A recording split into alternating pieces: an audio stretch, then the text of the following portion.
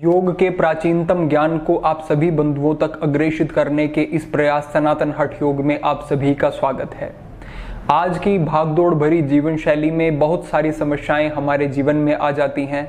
वैचारिक स्तर पर, शारीरिक स्तर पर, अलग अलग स्तर पर हम निरंतर प्रभावित होते रहते हैं, जिसके कारण बहुत सारे असंतुलन और असुविधा हमें जीवन में होती है।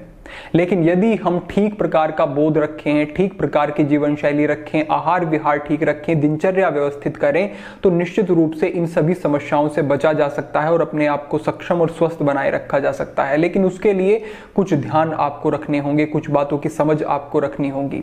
इस विषय पर हमने पहले भी काफी मार्गदर्शन किया है। योगी वरुणानंद यूट्यूब चैनल पर भी आपको काफी मार्गदर्शन इन विषयों पर मिलेगा। लेकिन आपके मन में अनेक बार ऐसे प्रश्न आते होंगे कि क्या योग के माध्यम से ऐसा कुछ संभव है जिस अभ्यास के द्वारा हम शारीरिक लाभ तो प्राप्त कर ही सकते हैं, लेकिन साथ ही साथ हम मानसिक स्तर पर शांत रह सकते हैं, सक्षम बन सकते हैं, एकाग्र हो सकते हैं, तनाव से, चिंता से दूर रह सकते हैं, अपने मस्तिष्क का अच्छे से प्रयोग कर सकते हैं, अपनी स्मृति को विकसित कर सकते हैं। ऐसे बहुत सारे लाभ हम प्राप्त कर सकते हैं और निश्चित रूप से हठ योग के अंतर्गत ऐसे बहुत सारे अभ्यास बताए गए हैं जिनका यदि ठीक प्रकार से साधक अभ्यास करता है, जिज्ञासु अभ्यास करता है, तो बहुत सारे ऐसे लाभ मिलेंगे। और उन्हीं अभ्यासों में से एक महत्वपूर्ण अभ्यास को हम आज कर रहे हैं, जो है भ्रामरी प्राणायाम का अभ्यास। आपने इस प्राणायाम के विषय में पहले भी सुना होगा, आपने अभ्यास भी किया होगा, लेकिन आप एकाग्रता पूर्वक इस जानकारी को समझ लें, देख लें और जो अभ्यास आप अब तक करते आए हैं उससे मिलान करें, देखें कि क्या आप ठीक प्रकार से इस प्राणायाम का अभ्यास कर रहे थे। अगर नहीं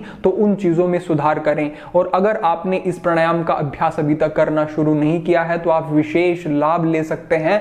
विद्यार्थियों के लिए जो जीवन में आगे बढ़ रहे हैं, बहुत सारे कार्य निरंतर चलते रहते हैं जिनके, और वो उन कार्यों में सामंजस्य कई बार नहीं बैठा पाते, लेकिन किसी भी प्रकार की ऐसी स्थिति हो, आप यदि कुछ समय पर ठहर करके इस प्राणायाम का अभ्यास करते हैं तो तत्क्षण लाभ अनुभव होंगे। ये बहुत सारी रिसर्च भी हुई है और ऐसे यौगिक अभ्यासों के बारे में बहुत सारे शोध वैसे चलते रहते हैं निरंतर, और उनमें यही स्पष्ट रूप से पाया जाता है कि चाहे वो ओमकार की साधना हो, ओम की ध्वनि का उच्चारण हो, मंत्रोच्चारण हो, या फिर इस प्रकार के प्राणायाम हो जो कि वाइब्रेशन एक पूरे मस्तिष्क में फैलाते हैं और जिससे विशेष विश्रांति का हमें अनुभव होता है, इस प्रकार के अभ्यास निश्चित रूप से बहुत अधिक लाभ आपको दे सकते हैं। किसी प्रकार की असुविधा न हो तो सिद्धासन में बैठकर प्राणायाम का अभ्यास करना विशेष उपयोगी है। सिद्धासन के विषय में विस्तृत मार्गदर्शन पहले हो चुका है, जिसका लिंक आपको डिस्क्रिप्शन में प्राप्त हो जाएगा। तो सिद्धासन लगाएं। सिद्धासन के लिए आप अपने पैरों को पहले दंडासन की स्थिति में ले जाएं,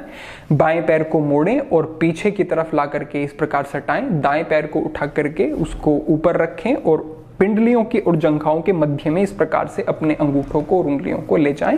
नीचे वाले पैर को भी आप नीचे से इस प्रकार से ऊपर ला सकते हैं। तो इस प्रकार आप सिद्धासन में बैठें, एकाग्रचित होकर के, शांत मन के साथ, हर प्रकार की चिंता तनाव से मुक्त होकर के 10 बार गहरे लंबे सांस लेंगे और 10 बार सांस लेने के बाद आप भ्रामरी प्राणायाम का अभ्यास करेंगे। भ्रामरी प्राणायाम के लिए आपको कुछ चीजों का ध्यान रखना है। सबसे पहली बात तो ये कि ये एक विश्रांति देने वाला विशेष अभ्यास है।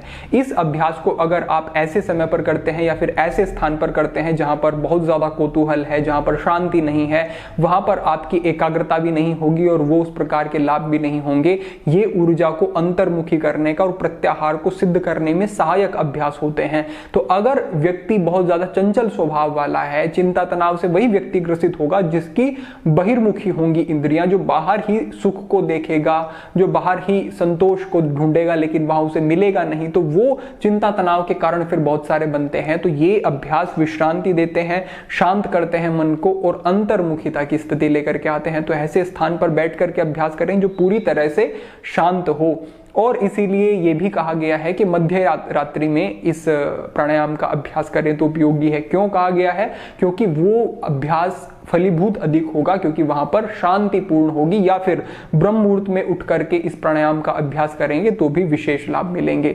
तो आप एकाग्रचित होकर के बैठ जाएं। पूरा सांस पहले आपको अंदर लेना है, क्योंकि अंदर सांस लेकर के जब हम बाहर सांस को छोड़ते हुए भ्रमर की ध्वनि करेंगे तो वही हमारा भ्रामरी प्राणायाम होगा। लेकिन इसको समझने से पूर्व कुछ चीजों का ध्यान दे लेना बहुत ज्यादा जरूरी है। सबसे पहले तो ये कि आपको षड्मुखी मुद्रा का अभ्यास करना है। इस प्राणायाम को करते हुए, यानी कि जो मध्य की 2 उंगलियां हैं वो इस प्रकार से आंखों के ऊपर रखनी है, बाकी की 2 उंगलियां आईब्रोज के ऊपर और नीचे नाक के बगल में रखनी है, ना कि इस प्रकार से नोस्ट्रल्स को बंद नहीं करना है। कई लोग बंद कर लेते हैं जो कि बिल्कुल भी ठीक नहीं है। कानों को अच्छे से बंद करना है, लेकिन कानों के अंदर अंगूठे को नहीं ले जाना है, बाहर से जो कर्णपट होते हैं उनको इस प्रकार से दबाना है जिससे कि अच्छे से आपके कान बंद हो जाएं। तो इस प्रकार से पहले पूरा सांस अंदर लेंगे और अंदर लेकर के भ्रमर की ध्वनि से हम बाहर छोड़ेंगे। कई व्यक्ति ओम कहते हैं और मुंह खोल करके ओम कहते हैं, लेकिन वो ठीक नहीं है। पूरा ओम नहीं कहना होता है, भ्रमर की ध्वनि यानी कि इस प्रकार की ध्वनि करनी होती है। होठ आपके बंद रहेंगे और दांतों के बीच में थोड़ा सा अंतर रखेंगे। आप अभ्यास करके देखेंगे तो आपको स्पष्ट होगा कि अगर दांतों के मध्य में अंतर नहीं है तो वो उस प्रकार का गुंजन नहीं बन पाएगा। अगर दांतों के मध्य में थोड़ा अंतर है, होठ अच्छे से बंद है, कान अच्छे से बंद है और हल्का सा आप दबाना नहीं है आंखों के ऊपर बिल्कुल भी, लेकिन हल्का सा रखे हुए हैं, तो आपको अनुभव होगा कि बिल्कुल ठीक प्रकार से हो रहा है। और इस प्राणायाम का अभ्यास कितने समय तक करना है तो 2 अलग अलग स्तर पर समझ सकते हैं। सामान्य लाभ के लिए 15 मिनट का अभ्यास, उपचारात्मक लाभ के लिए कोई समस्या है, किसी को चिंता तनाव है, पार्किंसन डिजीज है, किसी को स्मृति का विकास करना है, या फिर किसी को भूल जाने की आदत है, या फिर कोई मस्तिष्क से संबंधित ऐसी थकान या ऐसा अवसाद से व्यक्ति ग्रसित है जिसमें उसे असहजता अनुभव होती है, तो उसके लिए आपको 30 मिनट का अभ्यास करना है। सामान्य लाभ 15 मिनट, उपचारात्मक लाभ 30 मिनट और साधनात्मक लाभ 1 घंटा। इस प्रकार से आप इसको अलग अलग भागों में रख सकते हैं, लेकिन आपके लिए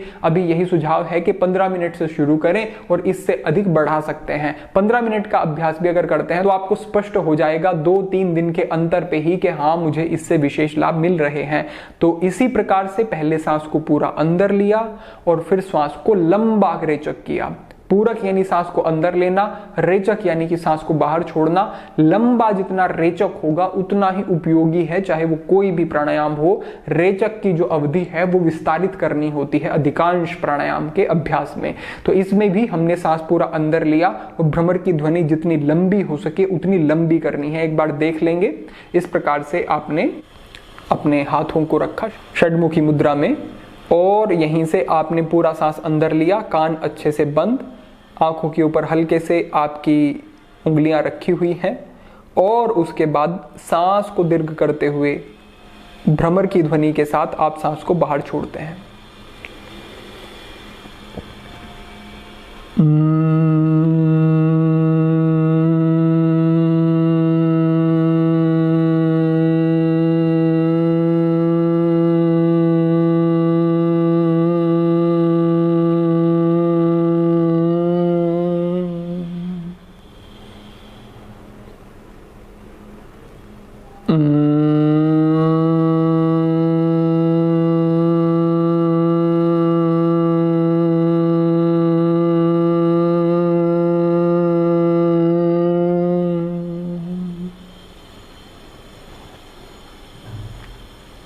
इस प्रकार से आपने 2 बार, 3 बार, 4 बार और विस्तारित करते करते करते अभ्यास करना शुरू किया।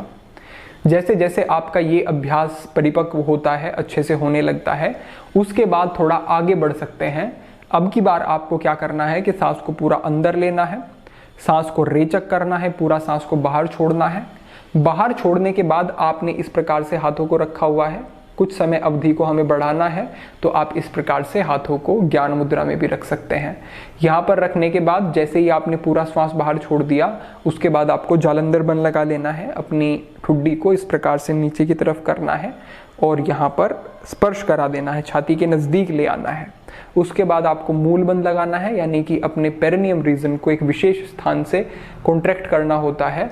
उसके विषय में विस्तृत मार्गदर्शन भविष्य में होगा कि मूल बंद में कहाँ से कौन सी ग्रंथियों को या किस प्रकार से हमें कॉन्ट्रैक्ट करना होता है, तो वो हम भविष्य में देखेंगे, समझेंगे। लेकिन अभी के लिए आप अगर सूक्ष्मता से अभ्यास करना चाहते हैं, सरल सा एक अभ्यास करना चाहते हैं, तो उसके लिए आपको पूरा सांस अंदर लिया, भ्रामरी प्राणायाम भ्रमर की ध्वनि करी, उसके बाद हाथों को इस प्रकार से रखा, अपनी ठुड्डी को थोड़ा सा नीचे किया और मूल बंद लगाने की कोशिश की। इस प्रकार से आपको करना है और इससे और अधिक आपको लाभ मिल सकते हैं। इसके विषय में विस्तृत मार्गदर्शन भविष्य में होगा, क्योंकि बंधों के लिए पहले बंधों का अलग से अभ्यास कर लेना जरूरी है।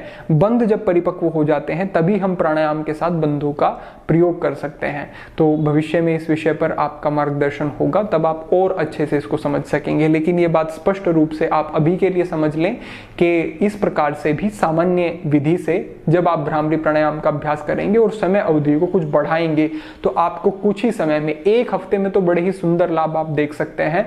आपकी मानसिक क्षमताएं भी बढ़ेंगी, एकाग्रता भी बढ़ेगी, नींद की गुणवत्ता भी बढ़ेगी और जीवन में अनेक विशेष महत्वपूर्ण लाभ आपको प्राप्त होंगे। तो इस तरफ जरूर ध्यान दें, इस तरफ जरूर कार्य करें और लाभ उठाएं योगाभ्यास के माध्यम से। और भी अगर आपके कोई प्रश्न होते हैं इस प्राणायाम से संबंधित तो वो आप रख सकते हैं, उन पर भी भविष्य में चर्चा होगी। इसी प्रकार आप छोटे छोटे से अभ्यास करके विशेष और महत्वपूर्ण लाभ उठा सकते हैं। बस आपको अच्छे से समझना है, अच्छे से एक बोध विकसित करना है और श्रद्धा के साथ दीर्घ काल तक निरंतरता के साथ हठ योग का अभ्यास करना है। आज के लिए आपके लिए यही एक सूक्ष्म मार्गदर्शन, सभी के लिए प्रार्थना, सभी के लिए मंगल कामना। ओम नमः शिवाय।